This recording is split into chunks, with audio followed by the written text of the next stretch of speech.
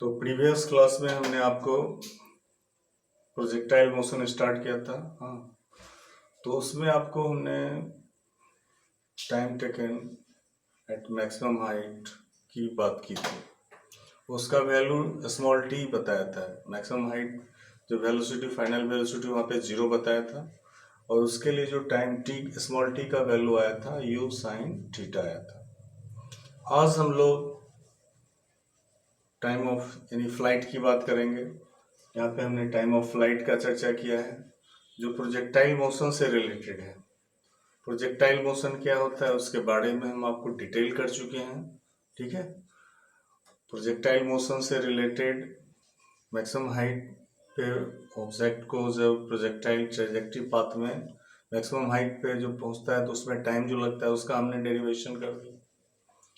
आज का हमारा टर्म है फ्लाइट, टाइम ऑफ फ्लाइट। उसके बाद हॉरिजॉन्टल रेंज और मैक्सिमम रेंज, इन तीनों टर्म को हम लोग आज जानेंगे। चैनल को सब्सक्राइब कीजिए और नोटिफिकेशन बेल को दबाइए ताकि आने वाला वीडियो आपको हमारे चैनल से मिलता रहे। संबंधित डेरिवेशन की बात करेंगे। तो सबसे पहले टाइम ऑफ फ्लाइट क्या होता है। टाइम ऑफ फ्लाइट जो है प्रोजेक्टाइल मोशन से रिलेटेड है, और प्रोजेक्टाइल मोशन क्या होता है वो तो आप जान चुके हैं। जब हम कोई ऑब्जेक्ट को हॉरिजॉन्टल के respect with angle vertically throw करते हैं, प्रोजेक्ट करते हैं, तो such motion is called projectile motion, and which path the object is passing, moving through this path is called trajectory path, या प्रक्षेप पाथ उसको इंग्लिश हिंदी में बोला जाता है। और उसके आधार पे हम लोग आगे बढ़ने का प्रयास करेंगे। तो यहाँ पे गौर से ध्यान दीजिएगा, फिगर हमने बनाया है यहाँ पे, जो फिगर प्रीवियस क्लास में भी हम आपको बताए थे, आज फिर हम फिगर उस चीज़ को दिखा रहे हैं कि जब यहाँ से हम ऑब्जेक्ट को प्रोजेक्ट करते हैं, जब प्रोजेक्ट करेंगे, फेंकेंगे, थ्रो करेंगे, तो एंगल के साथ, थीटा एंगल के साथ ये जो है सो ये पाथ को हम लोग ट्रेजेक्टरी पाथ बताए। और ये ट्रेजेक्टरी पाथ से इसका दो डायरेक्शन, दो कंपोनेंट होगा, एक हॉरिजॉन्टल के टर्म में, एक वर्टिकल के टर्म में। हॉरिजॉन्टल के लिए हमने ux बताया और ux का u cos थीटा बताया, जो प्रीवियस क्लास में हम चर्चा कर चुके हैं। आपको ui जो वर्टिकल टर्म से रिलेटेड है, और ux equal to u cos theta बताया। और वर्टिकल कंपोनेंट यानी कि दो कंपोनेंट का हमने चर्चा किया, एक हॉरिजॉन्टल कंपोनेंट और दूसरा वर्टिकल कंपोनेंट। तो वर्टिकल के लिए ui equal to u sin theta हो जाएगा। और इसी के आधार पे हम आपको स्मॉल टी जो कि हाफ टाइम मैक्सिमम हाइट पे टी का वैल्यू, आपको यहाँ से यहाँ तक का जो टर्म दिया बताया था, ये टी के लिए बताया था स्मॉल टी से, और यहाँ से यहाँ तक फिर ये टी बताया। ठीक है, और इस टी को हम लोग कैपिटल टी से डिनोट करते हैं, यानी कि ये टी जो है वैट टी इक्वल टू हो जाएगा what capital T equal to T plus T, और टी इक्वल टू हो जाएगा 2t, है ना। और टी का मान क्या है, वैट टी इक्वल टू जो है t equal to u sine theta by g हमारे पास ऑलरेडी पहले से आ चुका है। और टी बराबर हम लोग यहाँ पे बताएंगे 2, और यहाँ पे डाल देंगे टी की जगह पर यू साइन थीटा बाय जी बता देंगे। और इसी को हम लोग फ्लाइट टाइम कहते हैं। ये फ्लाइट टाइम से रिलेटेड हो गई। टाइम ऑफ फ्लाइट की बात किया हमने, तो टाइम ऑफ फ्लाइट क्या है। तो time taken in projectile motion from horizontal initial point to final point between the projectile motion is called time of flight. Time of flight की बात हम जो कर रहे हैं उससे रिलेटेड हमने चर्चा किया। What is projectile motion. तो प्रोजेक्टाइल मोशन क्या है उसके बारे में हम आपको बता चुके हैं। अब प्रोजेक्टाइल मोशन से रिलेटेड है टाइम ऑफ फ्लाइट। तो time taken, total time taken in projectile path from initial to final point, that is called flight time. Flight time को हम लोग किस से डिनोट करते हैं, तो फ्लाइट टाइम को हम लोग कैपिटल टी से डिनोट करते हैं। क्या फ्लाइट टाइम ऑफ फ्लाइट को हम time of flight is denoted by capital T. इसको हम लोग कैपिटल टी से डिनोट करेंगे, ठीक है। यहाँ पे कैपिटल टी से डिनोट करेंगे, कैपिटल टी से। और वेयर टी इक्वल टू हमने आपको क्या बताया, तो टी बराबर यहाँ पे बता चुके हैं, टी बराबर यहाँ से यहाँ तक और यहाँ से यहाँ तक, यानी ओ टू पी और पी टू ओ डैश। ओ से पी के बीच का जो टाइम है वो टी है, फिर पी से ओ डैश के बीच का टाइम है टी है। तो total time taken initial point to final point हो गया in projectile path is called time of flight. और time of flight it is denoted by T. और टी के लिए हम आपको यहाँ पे जो बताए हैं, T equal to T plus T, और टी बराबर 2t हो जाएगा। तो टी बराबर 2u plus sine theta by g हो जाएगा, जहाँ पे हमने टी का वैल्यू आपको बता दिया, u sign theta by g हो गया। तो इस तरह से हमारे पास टाइम ऑफ फ्लाइट का आ चुका है, टाइम ऑफ। तो यहाँ पे हमने आपको टी से डिनोट किया और टी बराबर ये आपको बताया, और टी बराबर small T plus small T, two terms में जितना मैक्सिमम हाइट से फिर डाउनवर्ड जो जाएगा उसमें सेम टाइम लगेगा। तो T equal to capital T equal to T plus T हो गया, तो टी बराबर हो गया 2t। वह टी बराबर हमने आपको u साइन थीटा जो प्रीवियस क्लास में हम आपको बताए थे वो वैल्यू हमने पुट किया, और इस तरह से टोटल जो हमारे पास टाइम ऑफ फ्लाइट का जो टर्म आ गया, टाइम ऑफ फ्लाइट का u साइन थीटा बाय जी आ गया। अब इसके बाद का जो टर्म है हॉरिजॉन्टल रेंज, अब हम इसको साफ कर रहे हैं। इसके बाद हम लोग हॉरिजॉन्टल रेंज की बात करेंगे। तो हॉरिजॉन्टल रेंज क्या होते हैं, तो हॉरिजॉन्टल रेंज जो है यहाँ से यहाँ तक का जो डिस्टेंस है, तो शॉर्टेज, जैसे हम लोग डिस्प्लेसमेंट का डिफिनीशन बताते हैं, तो शॉर्टेज डिस्टेंस बिटवीन 2 पॉइंट यानी इनिशियल टू फाइनल पॉइंट के बीच का जो डिस्टेंस होता है उसको हम लोग डिस्प्लेसमेंट बोलते हैं। बट प्रोजेक्टाइल मोशन में इसी डिस्प्लेसमेंट को हम लोग रेंज बोलते हैं, और जो कि हॉरिजॉन्टल से रिलेटेड होता है।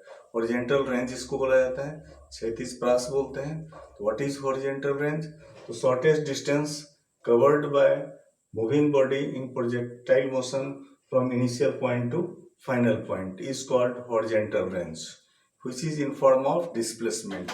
अब according to displacement, अब हम आपको यहाँ पे horizontal range की बात करते हैं। horizontal range ये क्या है, तो इसमें हम क्या बता रहे हैं आपको, इसमें हमने ये डिफाइन किया कि हॉरिजॉन्टल रेंज का, तो shortest distance covered by moving body in projectile motion from initial point to final point, which is called horizontal range and it is denoted by R, जिसको हम इससे आर से डिनोट कर रहे हैं। बट यहाँ पे जो हमने देखा, यहाँ पर क्या देख रहे हैं, डिस्प्लेसमेंट जो है एक्स एक्सिस में, फाइनली हमारे पास एक्स एक्सिस में, तो हम एक्स से भी डिनोट कर सकते हैं, या फिर यहाँ पर जो डिस्प्लेसमेंट है वो आर के टर्म में है। तो अकॉर्डिंग टू डिस्प्लेसमेंट, हम जो जानते हैं वेलोसिटी के टर्म में, तो हम लोग क्या जानते हैं, we know v equal to S by T. तो ये जनरल टर्म में आ गया, और हम लोग क्या बताएंगे, s equal to T into V या v इंटू टी बता देंगे। इस सिंपल टर्म में हमने आपको बताया। यहाँ पर वेर लिखेंगे, where s equal to R जो हॉरिजॉन्टल रेंज के लिए है, यहाँ पर आर हमने आपको बताया है जो हॉरिजॉन्टल के लिए है, जो डिस्प्लेसमेंट के टर्म है, जो डिस्प्लेसमेंट है। और इसके बाद जो है v क्या है यहाँ पर, तो v इक्वल टू हमारे पास जो है ये ux के टर्म में है, v इक्वल टू ux, और ux इक्वल टू जो है सो आपको u cos थीटा है, एंड t इक्वल टू क्या है, तो t जो हमने लिखा है यहाँ पर टोटल टाइम टेकन जो फ्लाइट टाइम से रिलेटेड है। तो यहाँ पर हमारे पास ये कैपिटल t इक्वल टू हो जाएगा कैपिटल T, और कैपिटल T इक्वल टू हमने आपको क्या बताया था, यहाँ पर बताया था 2u साइन थीटा बाय जी बताया। तो इसके आधार पर हम लोग चलेंगे, यहाँ पर ये जो टी हमने ये फार्मूला के आधार पे बताया, एस का आर से रिलेशन बताया, बी को हमने यू एक्स बताया और टी को कैपिटल टी बताया। ये आर क्या है, वेयर आर डिस्प्लेसमेंट हो गया, where R is in form of displacement which is called range, r a horizontal range, r is horizontal range हो गया, और ये ux जो हो गया हॉरिजेंटल के टर्म में आपको जो है सो वेलोसिटी के रूप में हो गया, ux वेलोसिटी हो गया प्रोजेक्टाइल मोशन में, ux velocity for projectile motion in horizontal range, ux ये वेलोसिटी फॉर प्रोजेक्टाइल मोशन और प्रोजेक्टाइल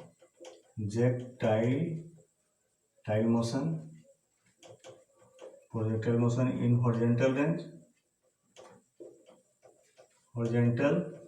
रेंज हो गया। और टी क्या हो गया, तो टी जो है आपको फ्लाइट टाइम ऑफ फ्लाइट हो गया। इस तरह से हमने आपको इसके बारे में डिटेल किया, और इसके आधार पर अब एस के जगह पर हम आर डालेंगे तो और आर इक्वल टू क्या हो जाएगा, और आर इक्वल टू हम लोग लिखेंगे यहाँ पर जो है वी एक्स हो जाएगा, ये सॉरी यू एक्स इंटू हो जाएगा टी हो जाएगा। अब देखिए यू एक्स का वैल्यू हमारे पास क्या है, तो यू एक्स का वैल्यू जो है सो यू कॉस थीटा है, यहाँ पर लिखेंगे you cos theta into T का वैल्यू क्या है, तो टी का वैल्यू है 2 साइन, ये 2u साइन थीटा बाय जी है। तो ये हम लोग डाल दिए इस जगह। अब इसके बाद क्या करेंगे, इसके बाद जो ये सारे वैल्यू को पुट किए हैं, इसी वैल्यू के आधार पर हम आगे बढ़ेंगे, और इसके आधार पर यहाँ पर अब और लिखेंगे आर इक्वल टू, इस चीज को हम यहाँ पे डाल रहे हैं, ठीक है, यहाँ पे दिखा रहे हैं।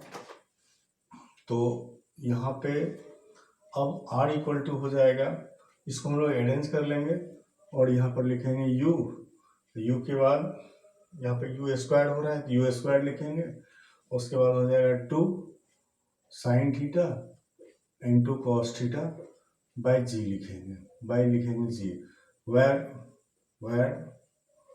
फ्रॉम ट्रिगोमेट्री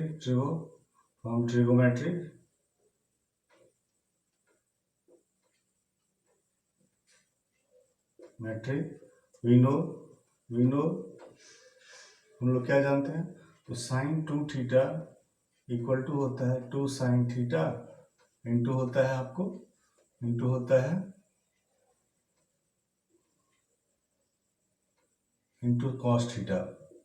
तो यहाँ पे अब ये वैल्यू को हम यहाँ पे पुट कर देंगे, तो यहाँ पे जब डालेंगे तो और हो जाएगा R equal to U square sine 2 theta by हो जाएगा जी हो जाएगा। और इस तरह से हमें हॉरिजेंटल रेंज के लिए ये वैल्यू हमारे पास डिराइव हो गया। हमने ये क्या किया, 2 sine theta into cos theta को 2 sine theta into cos theta और 2 sine theta into cos theta होता है, साइन 2 थीटा बराबर ये वैल्यू होता है, और इसके जगह पर हमने ये डाल दिया, और ये हमारे पास हॉरिजेंटल रेंज के लिए वैल्यू हमारे पास डिराइव हो गया। अब हम आपको मैक्सिमम रेंज की बात करेंगे। तो मैक्सिमम रेंज के लिए प्रोजेक्टाइल मोशन में जो बताया गया, उसमें हम कितने एंगल पे फेंकें जो ये मैक्सिमम टर्न में जाए, मैक्सिमम ये जो रेंज इसका कवर हो। मैक्सिमम रेंज कवर होने के लिए हम we need particular angle, then it will be projected mode and this the range will be maximum. तो इसके लिए माना गया कि अगर हम थीटा का वैल्यू 45 अगर बताते हैं, ठीक है, थीटा का वैल्यू अगर हम 45 अगर मान लीजिए इस तरह से फेंकते हैं, अगर वर्टिकल हम डायरेक्ट फेंकते हैं तो वर्टिकल में 90 चला जाएगा, और 90 जब चला जाएगा तो उसका रेंज लेस होगा। अगर हम उससे थोड़ा एंगल को कमाते हैं, अगर एंगल को कमाते हैं यानी कि 60 पे डालते हैं तो उसके रिस्पेक्ट में थोड़ा ज़्यादा हो जाएगा, और उससे भी हम अगर कमाते हैं तो एवरेज जो देखा गया वो 45 पर मैक्सिमम पाया गया। और इसके आधार पर हम लोग यहाँ पर मैक्सिमम रेंज की बात करेंगे। For maximum range for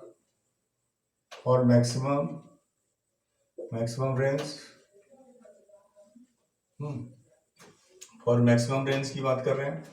for maximum range it is depends it is depends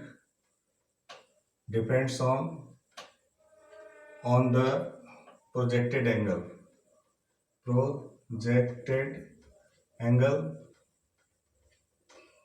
angle if the angle is 45, if the angle is 45 degree, then it will projected then it will projected max, and then it will be projected more and there the range will be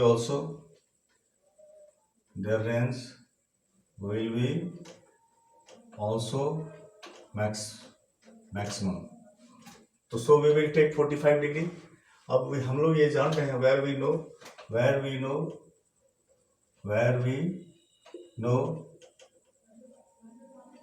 know r equal to u squared sin 2 theta by g. Now we will put the value. तो हम लोग यहाँ पे now we will put the value theta equal to 45. Now we will put the value of theta